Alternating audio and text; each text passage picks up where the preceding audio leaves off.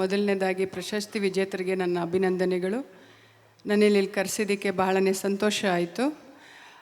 ಹಾಗೆ ನಾನು ಗುಂಡ್ರಾವ್ ಸರ್ದು ಮತ್ತು ಶಿವಣ್ಣ ಅವ್ರದ್ದು ಸ್ಪೀಚ್ ಕೇಳಿದೆ. ತುಂಬ ಖುಷಿ ಆಯಿತು, ಮೋಟಿವೇಶನ್ ಆಯಿತು. ನಮಗೂ ಆರ್ಗನ್ ಡೊನೇಟ್ ಮಾಡೋ ಭಾಗ್ಯ ಆಯಿತು. ನಾನು ಹಾಗೆ ಮಾಡಬೇಕು ಮುಂದಕ್ಕೆ ಅಂತ ಯೋಚನೆ ಅಲ್ಲ, ಖಂಡಿತ ಮಾಡ್ತೀನಿ. Thank you so much.